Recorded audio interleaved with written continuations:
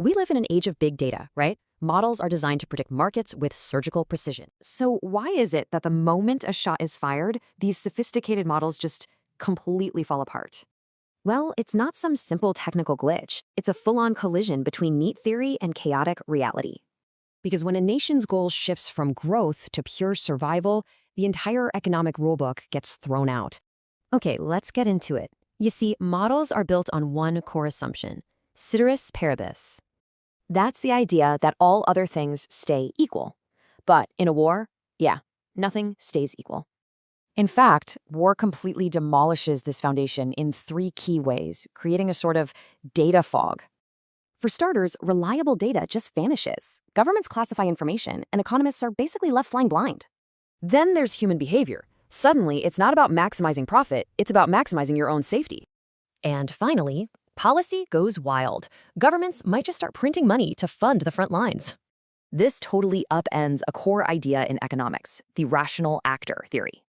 See, in peacetime, the theory says we all make logical choices to get the most financial gain.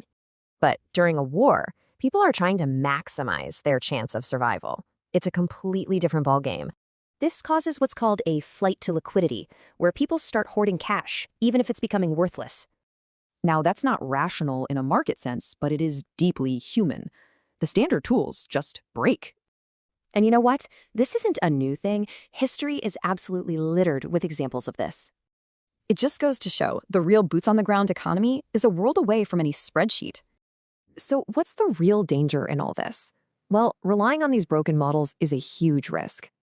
When policymakers use old data, their response is always late, and sometimes it just makes things worse. But there is a silver lining. These failures are forcing economists to innovate and get creative. Which brings us to a really cool new approach called nowcasting. It actually embraces the chaos. It uses real-time stuff like satellite images and shipping data to get a live picture of the economy. So, what's the bottom line? Economic models aren't universal truths. They're just snapshots of stable times.